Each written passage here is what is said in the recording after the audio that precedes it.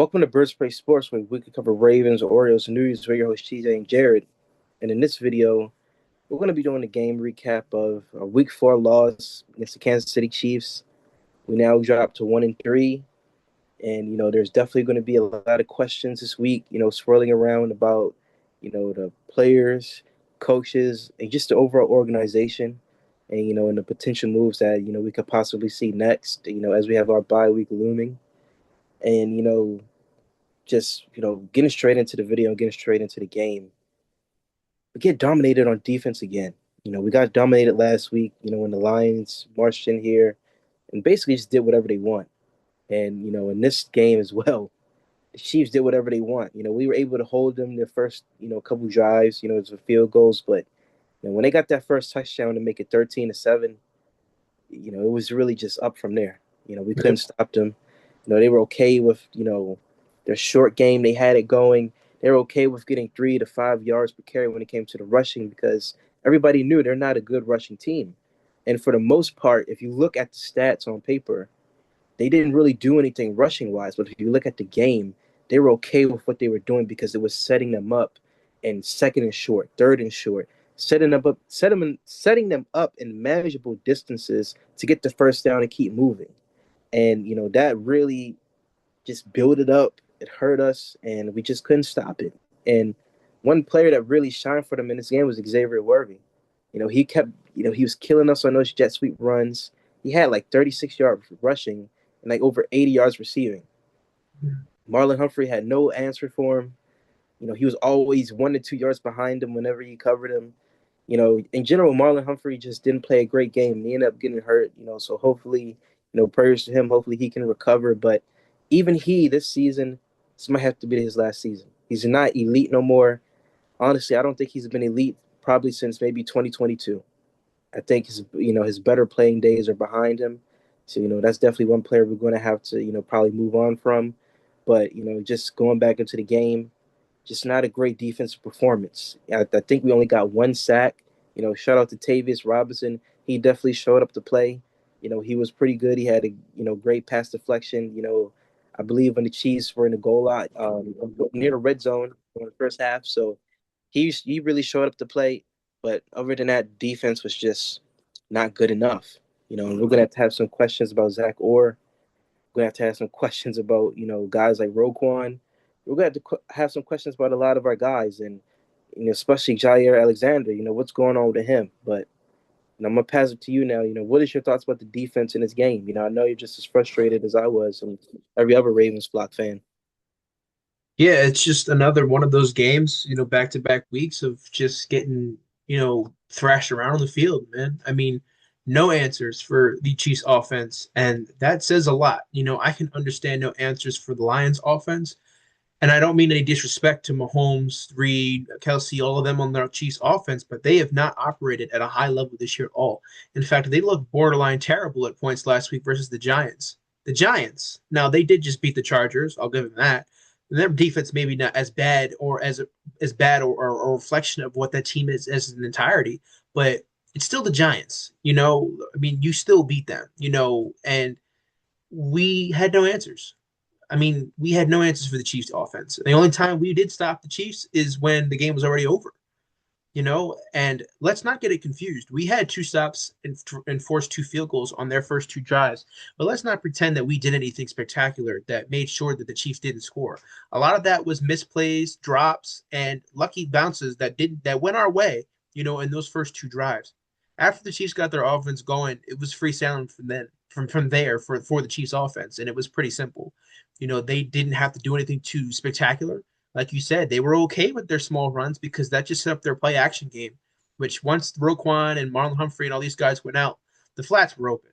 We had a whole bunch of rookies out there that didn't seem to know what they were doing, and understandably so. I mean, you're throwing them out there in that action versus one of the best quarterbacks of all time now at this point, and one of the best play callers in Andy Reid.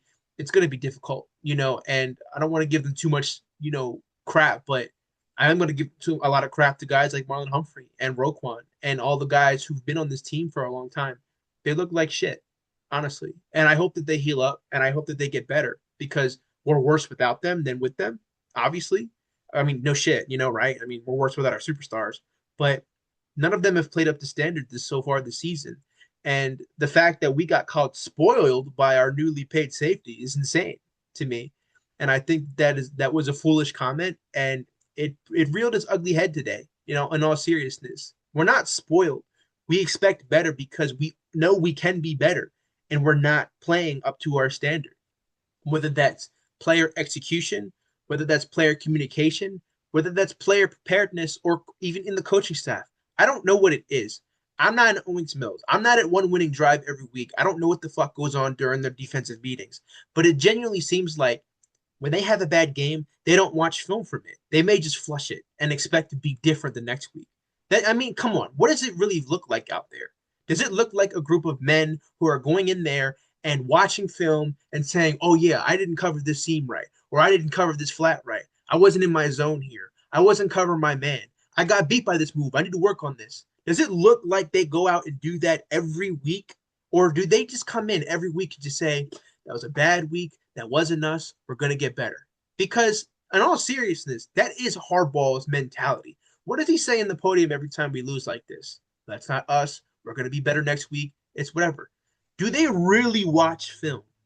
Do they really watch film?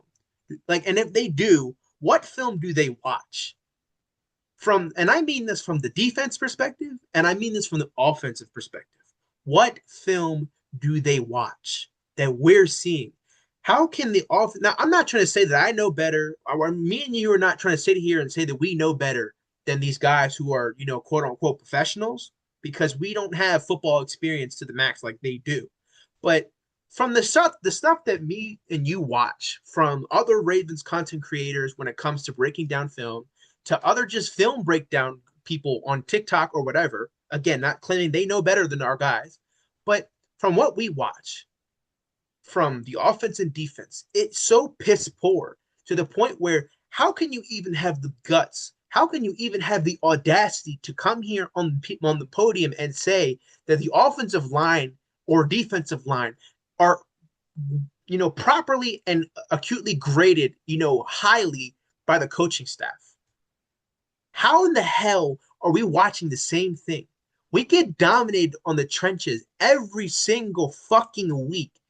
And you're going to have the audacity to tell me that there are good players on these certain positions and that they are graded highly?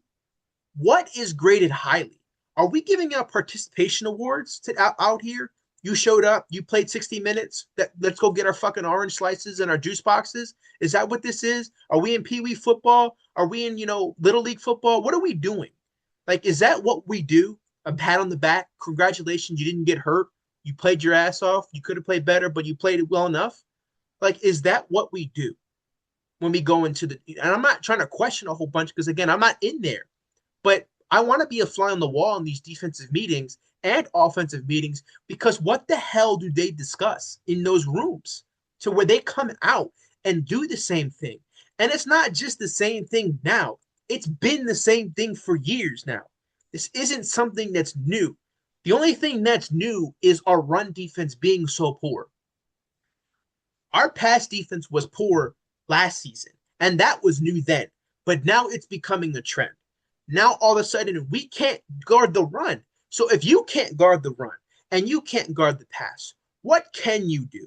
Why are we paying Roquan Smith and Marlon Humphrey and Kyle Hamilton? I'm going to leave Matabika out of this because he's hurt and he's made his impact.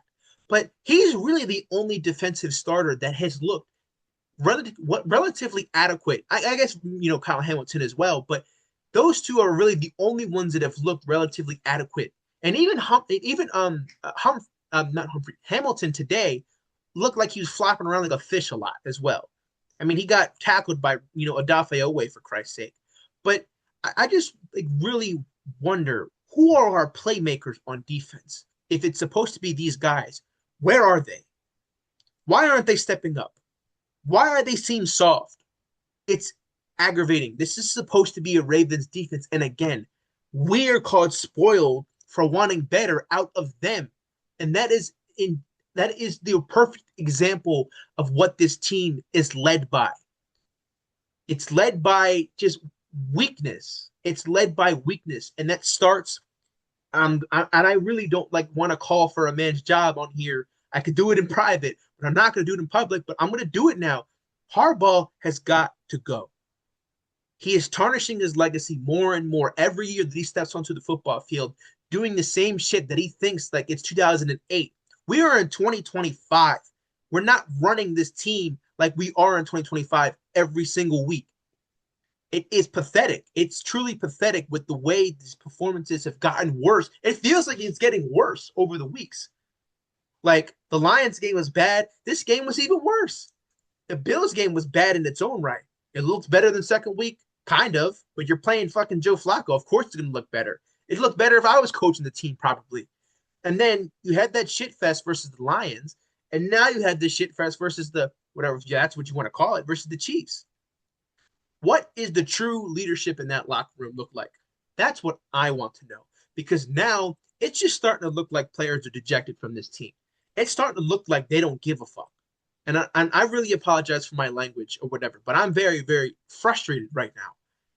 I'm very frustrated, as are you as well. You're definitely the more tame one here when it comes to how you express here, but I'm not. I'm gonna fucking do that.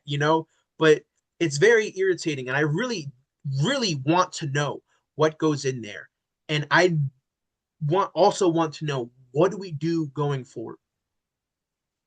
Yeah, and I just want to touch on, one of your earlier points where you talked about how when we watch film, it doesn't seem like we look back on the things that we did wrong. I'm gonna offer up, my theory here. When you're going on that tangent, I feel like we're the type of team where, obviously we'll watch some of the film what we did wrong, but I feel like maybe for like 80% of film, we probably watch what we do right and try to build on that even more. When we should be watching the whole game, this whatever upcoming opponent we have, previous games against them and what we did wrong, we should be watching the whole shebang and trying to figure out the rights and the wrongs that we've done and just build a whole new complete perfect game plan.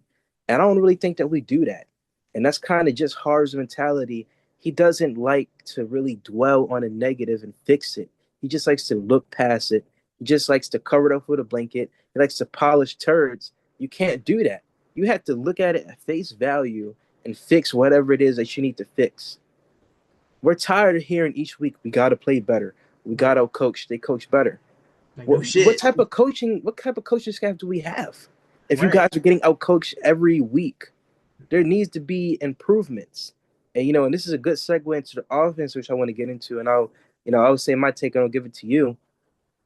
Again, the offensive line got ragdolled in this game. It was unacceptable.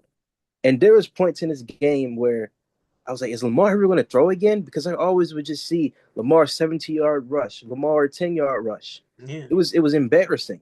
It really was. The first drive was a perfect drive. I think it was one of the most perfect drives of the season. And we couldn't replicate that. We had our short game going too. We passed it to we had like an intermediate pass to Zay. We were running the ball with Derek. We had that pass to Justice Hill. I mean, it was beautiful. It was surgical. Where did that go? And then, Lamar kind of had some plays on the second drive where he had that intentional grounding. He knows better than that. We had two delay of game penalties, which was just, are we in Pee Wee football? Do we not know the fundamentals of the flags, of, having that pre-snap timing, having the cohesiveness in the offensive line? We need to get better at these things. And I hate saying we need to get better because I feel like I'm justifying it. We should be better. We're a professional NFL team that has been to the playoffs many times and has had success many times. You should know when you're about to get a delay a game. You should know when to not throw a ball if it's going to result in an intentional grounding. And that's the type of stuff that we did today. And, a lot of people say, Lamar, they don't really feel like he was hurt on that play, and I don't know, maybe he just did lose faith in the game and wanted to walk out. I mean, that's a bad look, but it's unacceptable how we keep allowing him in situations to get sacked.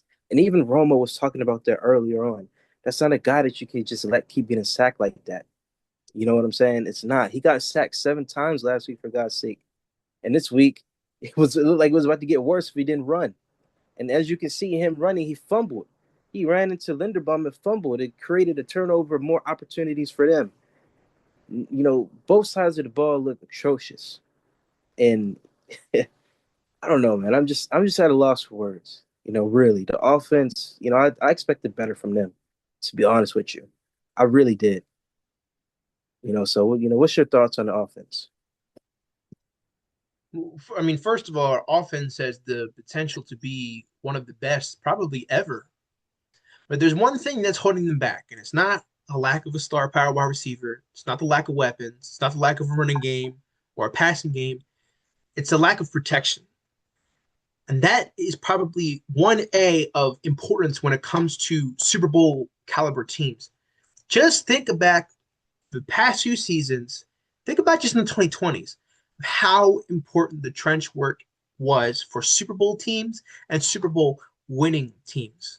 They didn't let Mahomes do jack shit in the Super Bowl in February. The Eagles, meaning the Eagles. They didn't let them do anything in that game. Anything. They suffocated them until the game was over, to the point where we saw Kenny Pickett playing in a Super Bowl game. That's how bad they suffocated the Chiefs. When Mahomes is back there, now versus other teams, he runs around a lot. But versus us, it's he can make a sandwich. He can raise his kid. He can raise another kid. He can take a nap. He can take a few naps. He can go to bed. He can go to coma, and he would still have time to throw the ball. But the transition back to the offense for Lamar, it's not like that. There's no making sandwiches. There's no taking naps. There's no raising kids. It's just all of a sudden it's boom, pressure right in your face, right in your face, right in your face, right in your face. And it's not even like our guys are contesting for these, blocks. They're just going right through. Falele is turnstile at this point. That's all he is. Like this often, and then when Ronnie Stanley went out, God, it was awful after that. It was putrid after that. And in my opinion, Ronnie Stanley should have never started that game. I texted you before the game. I'm worried about Stanley because we're talking about what? The ankle. That is his weak spot when it comes to injuries. Why are we playing him if he's playing on a weak spot? I understand this game is big, but players' health is more important at this point. Your trench is already fucked whether he's there or not. You might as well give this guy game reps. Nope, boom. Get him prepared to start the game. Now, Ronnie Stanley gets hurt, and this guy has to go out there and start. He probably didn't prepare to start. Not saying that that's what's happened, but it's possible. I mean, the trenches are pathetic with this team. They are pathetic. And that's not really on Harbaugh. That's more of look on EDC. Now, I would give Ben Cleveland a look personally over Falele or Voorhees at this point. It's gotten there. It's been there since last year. It really has been. And they're just not. And I don't understand. I will never understand if Ben Cleveland is worse than Falele. Why did you bring him back in the first place? What is that depth then? Okay, Falele gets hurt, and now we get a worse version of him. Like, what sense does that make? I understand that there's always going to be a drop off when it comes to positional, rankings. Your wide receiver 1 is going to be better than your wide receiver 4. No shit. Your freaking right guard, first right guard is going to be better than your second right guard. I get that. But when your right guard, like Falele, is putrid and your possible backup is even worse, why isn't he on the team? Where was the competition from the start? You don't invest in the trenches. And if Lamar is actually hurt, I'm not surprised. I don't know if I've mentioned it on this video, but I was worried for his health this whole year. I have been worried for his health these past 2 seasons. At least last year, there were points where the offensive line would lock in. Now they're just like, fuck it. We don't give a fuck. Let the guy sack Lamar. I don't give a shit. Like, and then it feels like there's no pride in it, where it's like these guys don't come together and like, well, come on, we have to lock in. Lamar's getting beat up back there. It's the same thing. It almost feels like they give up. It really feels like they almost just give up at this point. Because I don't have anything negative to say about Henry.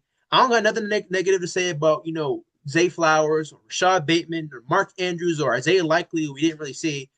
And I got nothing negative to say about any of them. Because when they had their chances, they made their plays. but that's all what matters is their chances. They don't get a lot of chances because Lamar has to run for his fucking life back there because our offensive line wants to freaking daydream about their freaking post-game meal or something and not worry about actually blocking for your star quarterback. Look at guys like Allen. He's flourished under a freaking great offensive line. Now they hold more than we probably give them credit for, but they're still really good. On the plays they're not holding, they're still really good. He has a unit of 5 grown ass men in front of him that are willing to protect him, that are willing to die for him. Let's say Lamar gets hit late out of bounds. None of our offensive linemen are coming over there and defending him. No. They don't defend him on the field. They wouldn't defend him off the field. It's like they're scared to. It's like they're scared to draw flags. Exactly.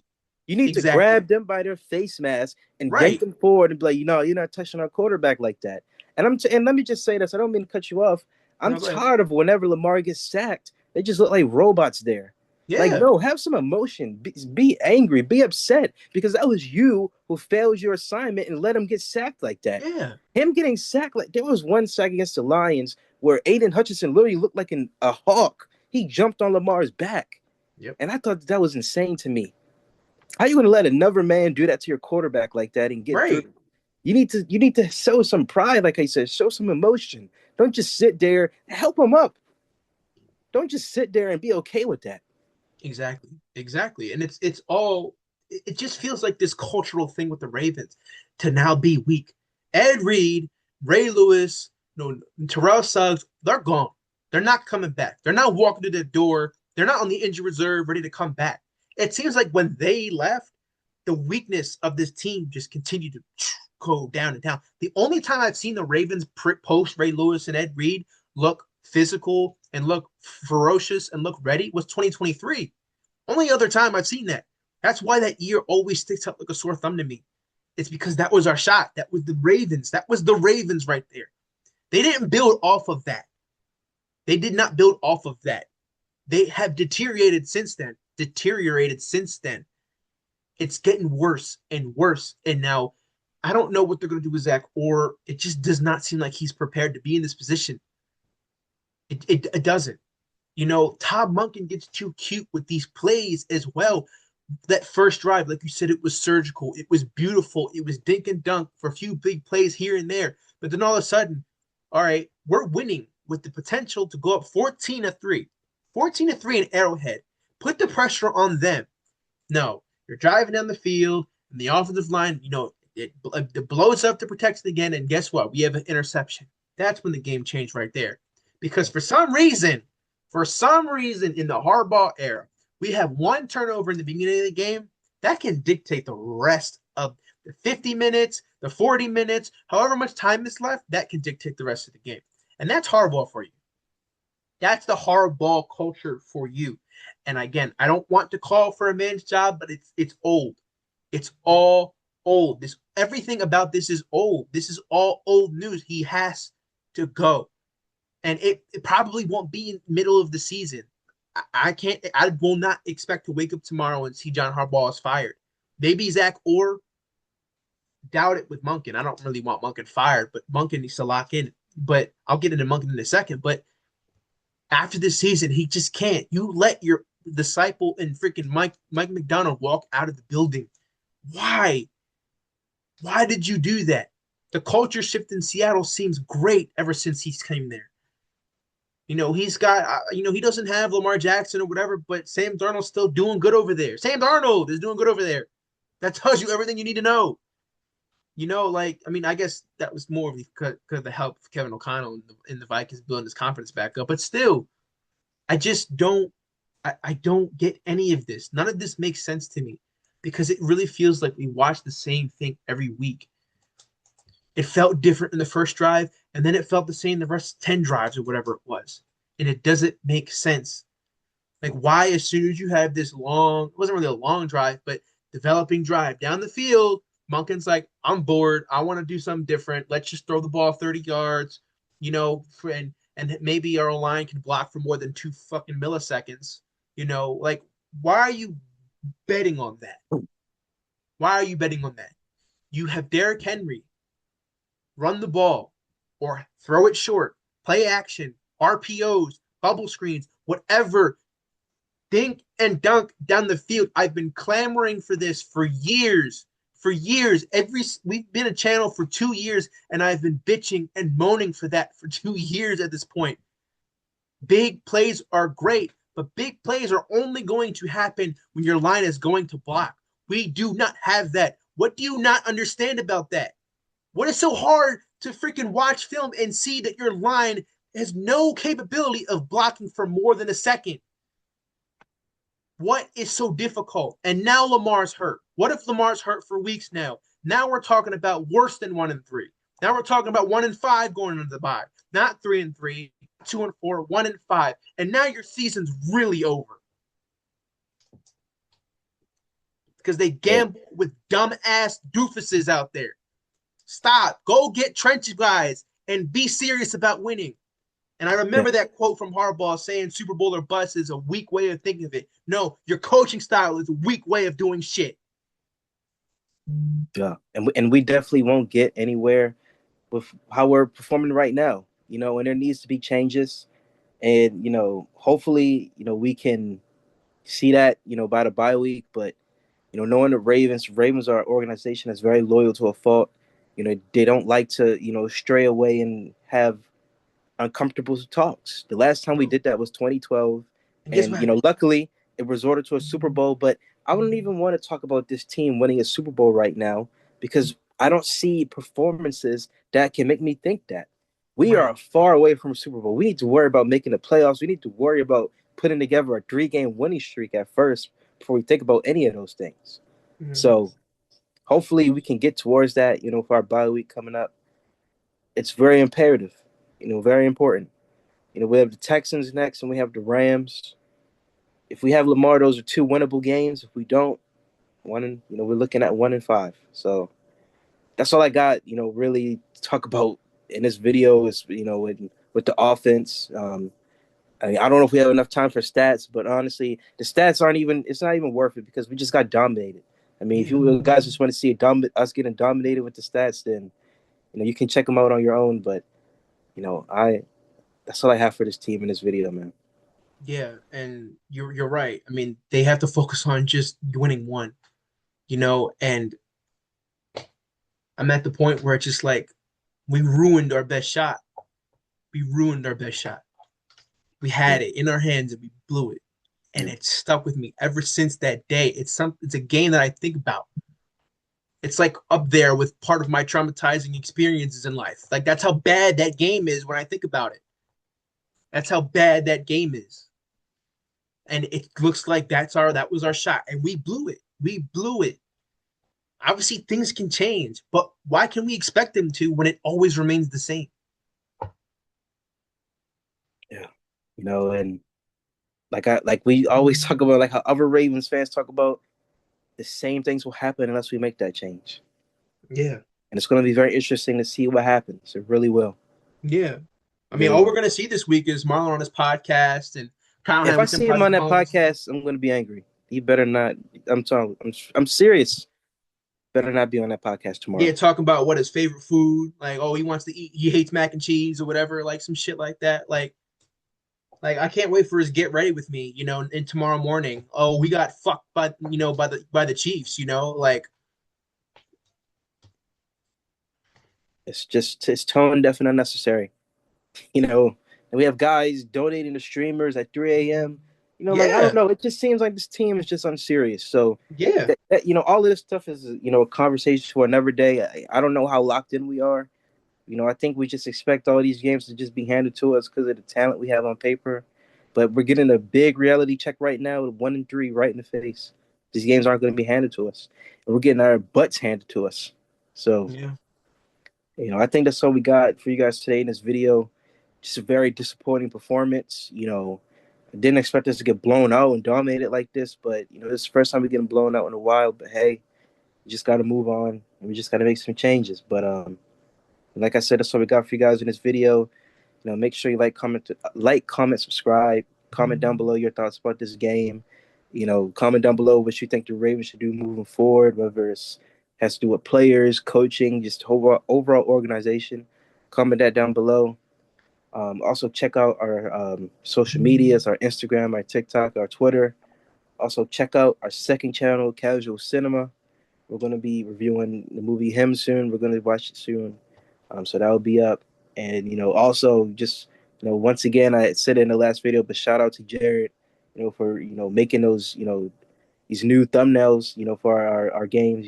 They look great. So make sure you send some extra love down in the comments and just, liking the videos below for that.